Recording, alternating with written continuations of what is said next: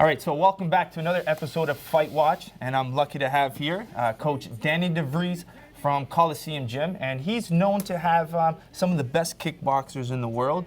You've had former world champions, legends like Peter Aerts in the sport.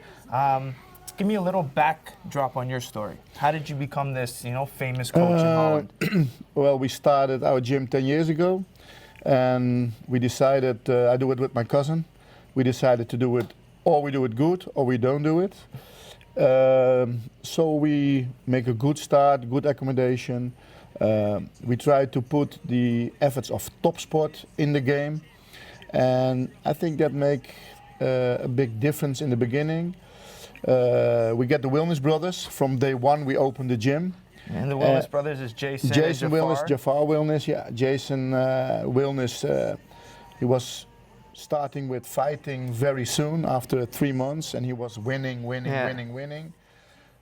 the B class, there was nobody who wanted to fight against him, so we were forced to put him in the professional class, and he was doing very well, and then he was noticed by Glory, and they signed a contract with him.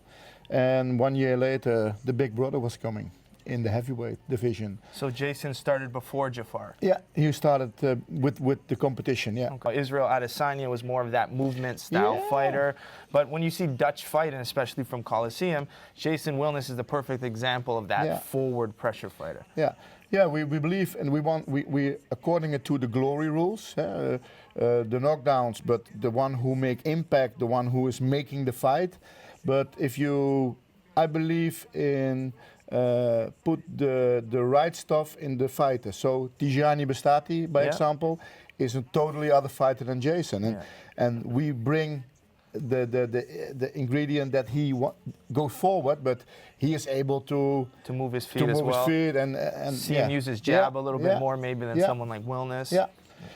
So what was, going into this fight, what was your biggest worry with someone like Adesanya? Because Adesanya has that ability to mix and match, fight southpaw, orthodox. Yeah, at first I think Adesanya is a great fighter. My favorite to watch. Is a very different fighter. I think those are the ingredients why he is successful in the UFC. His last fight. But in the kickboxing, he is moving, switching from front legs. He has a very good eye.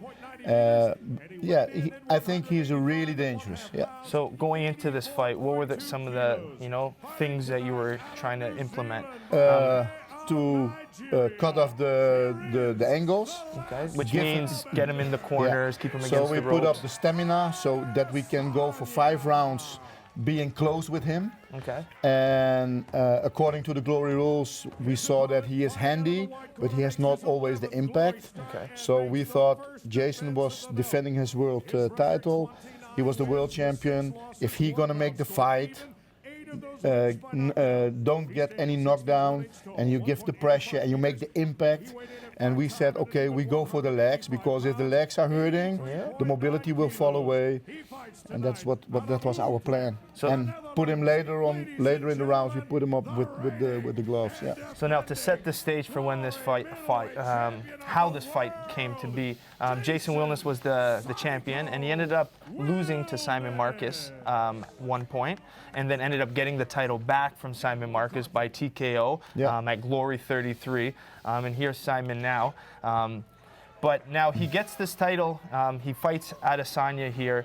And the ring was smaller at this point. So what did that mean to you guys once you found that out? Yeah, for us it was a very good advance. Yeah, because we were very happy with it, because it was more difficult for Adesanya to move. Yeah. So if Jason keep the middle of the ring and every time take 1 step left or right, he is almost there. He's almost there already. Yeah, so you were happy to hear. Yes. When we saw the ring, I said, okay. And do you know exactly how much smaller it was? Yes, it was about 4 meters. 4 so meters that's smaller. really small, but you can see it. Yeah, it's smaller. And a lot of times when you see Jason, you saw him when he fought Joe Schilling, for example. He tends to wait for that hard opportunity instead of setting it up, for example, more of a counter style. Is that something that's planned, or is that just the style that he comes out with? Because you can see now, like, every time he's going to kick, he's going to do damage. Yeah, because what a lot of people forget is, when you can see this fight, he has a very good guard. And 70% of the punches or kicks that are high, they are on the guard, so they are no points. And I believe if you're gonna hurt somebody, it's gonna work mentality, mental. It's mental Break the thing. them. Yeah, it break them. And you see when he makes the low kicks, the leg is sweeping away, and that's by the glory rules. That's the impact. You can already see Jason never really moves back, right? He's good Never, at really no. standing Look, his this- ground, and there's that counter low kick. And I think a step further, because those are the points who will be seen by the judges. Because if you say it by yourself. Oh, the low kicks, they swept the leg away, and then you don't think about the punching and I just think low kicks in all combat sports don't. They're not valued enough. Like even watching, the UFC, one guy could be pressuring, not doing anything. The other guy landed 10 low kicks, and all of a sudden they're saying, hey, the guy's pressuring is winning the fight. But he just scored. Like hitting the body, the leg is the target in my eyes, right? So whether you hit the leg or you hit a jab, it's still hitting an open target. Yeah. So I don't think guys value the low kick enough when it comes to scoring and judging. Agree. Yeah. And it's a really good weapon, because by yourself, if you get hurt 4 or 5 times on the same leg, the mind is going to the leg. So here Adesanya is now probably realizing the low kicks are happening, so he's switching stances a lot. So he's trying to take away Jason's low kick. Yeah, but Jason is right-handed, but left. His favorite leg is left. Oh, so that's probably why he's always throwing that inside low kick, right? Yeah. I've always wondered why he opted to throw the inside over the rear. I know it's quicker, more off balance. Yeah. But yeah, he likes the inside low kick a lot. Yeah, because it's his strong leg. Yeah, good to know. And he often make the outside low kick with the left leg too. Yeah. He set it up with the right punch and then go boom. Now, do you ever teach him to go southpaw, or do you keep your guys Yes, mostly no. unorthodox? Because if you go to the strategic points, and when you're in the corner and he want to move to the right, and you step with the right leg in front, open up. It open up. You cut him the way, and his strong leg is coming. Yeah, it helps with that ring control you're saying, right? So now you saw Simon was in there. He was kind of like outspoken that day. He was in the crowd. I mean, I think he would have just lost to Wilnis, so he's in the crowd wanting a rematch. Was that distracting to you guys? Did you hear him during the fight? Or? I know the game. Yeah, we're in the game for many years now, but I found it a little bit disrespectful that when Jason was focused and want to enter the catwalk, he's going to stand in front of Jason and talk nasty words against him. I think that's not correct. Yeah. It's his fight. You cannot do it. As a trainer, I would not let do my fighter that with another. No. So you could kind of use that as a little motivation. Is Jason pumped up about that, or no? Jason he's in his own world, and Now, like when people watch Jason now, for example, they see this straightforward, focused, and people who know him outside of the ring, he's almost the same kind of guy. Yeah. Like, what kind of personality does he bring outside of the ring? He is really relaxed always, but we hear often from opponents that they say you cannot see if he is tired, you cannot see if you hurt him. So that's a little bit he hides the emotion. the psycho effect. But that's when he came out, right? Because finally he showed some emotion, and then that emotion, people were saying he looked like a psycho, right? Where he got his nickname. And you see, Adesanya making a lot of moves, but it's all on the guards. The knees don't hit, the punches are on the guard, and okay, he can showboat, but So the real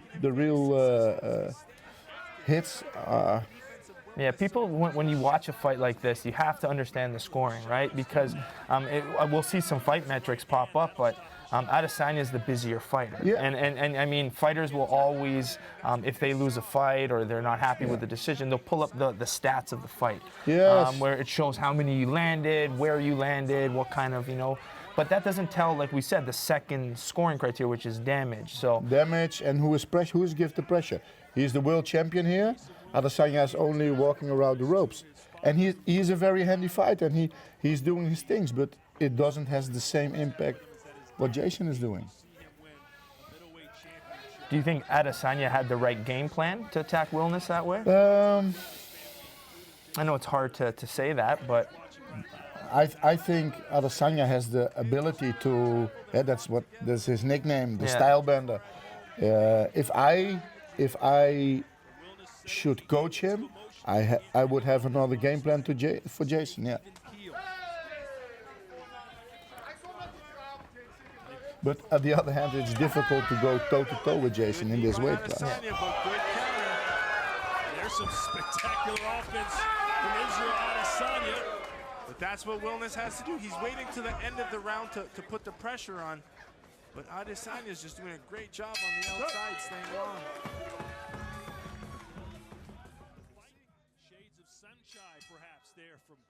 do you find now with the high guard, Jason's sometimes open to knees with the high guard? Is that something you plan, you develop a strategy around it, or you just prepare for that? We are prepared for it, and it's always a risk because he's a little bit shorter than the most opponents. And how tall is Jason? He's in centimeters 186. Okay. But we He know always that ends up being the shorter fighter regardless, right? often, yeah. And but if you see how many fights he has and how many times he hits in the face by a knee, you can count it on one hand. Yeah. Yeah, very few.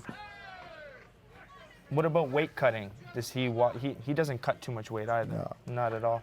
No. Could he ever make welterweight if he tried? If we really do it seriously, he can. Is that ever an option for you guys? Yeah, maybe. But I think he is in this weight class. He is on his best. Yeah.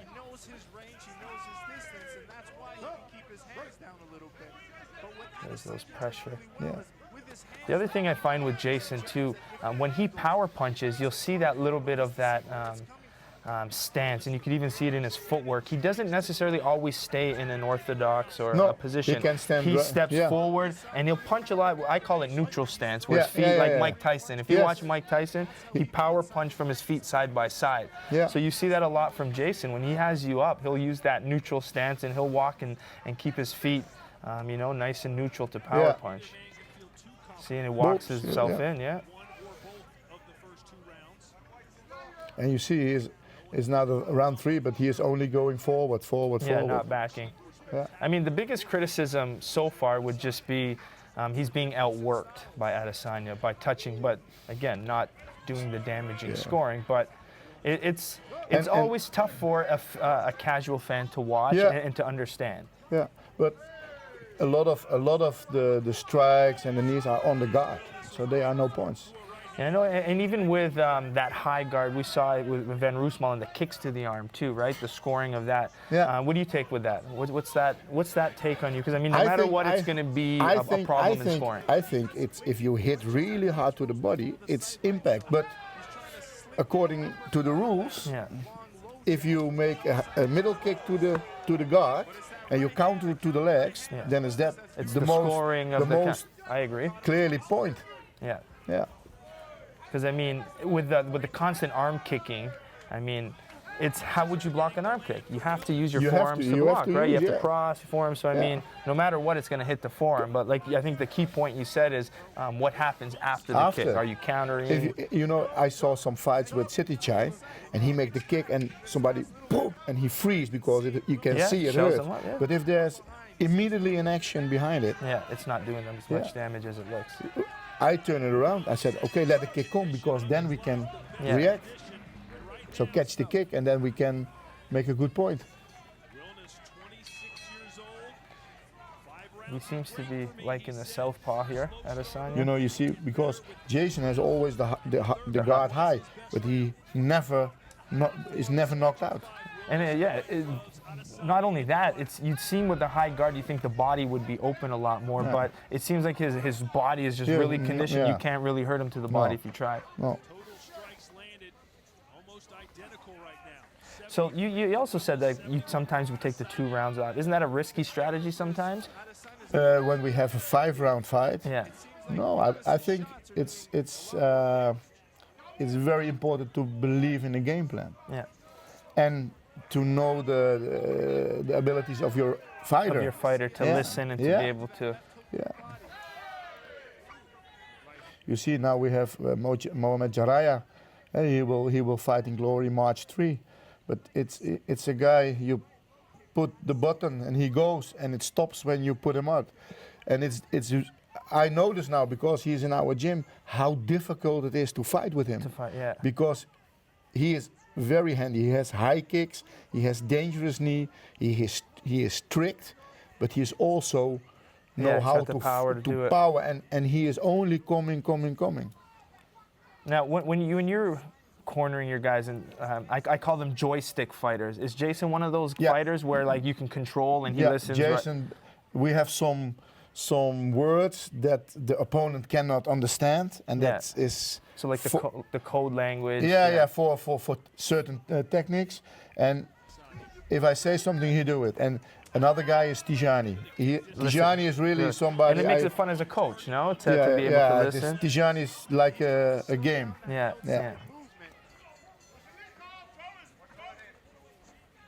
So having someone like Wilnis, what are kind of things? How do you improve a fighter? What keeps them interesting? I mean, it can be very exhausting training the same way, same style. Yeah. For me, for example, when I started boxing, it made training fun again. What do you do to keep, someone like Jason motivated in the sport? We do now a few times a week. We do MMA.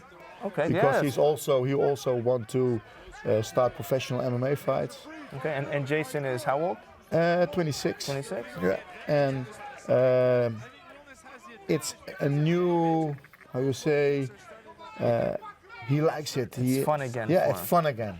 Yeah. And I'm sure he watched Adesanya fight in the UFC. Yes, but he tell me, Adesanya is probably for Jason the most difficult opponent. Yeah, I think for most people, because it's so hard to figure out. And he said it already. He said he's a very good fighter, and he said what a really good fight in the UFC for his debut. Yeah. Very good. Yeah, I mean, he fought a wrestler who was just probably one of the worst matchups you can get as a kickboxer, but right? I think really that Adesanya will be a real problem for a lot of guys in the UFC. Oh, for sure.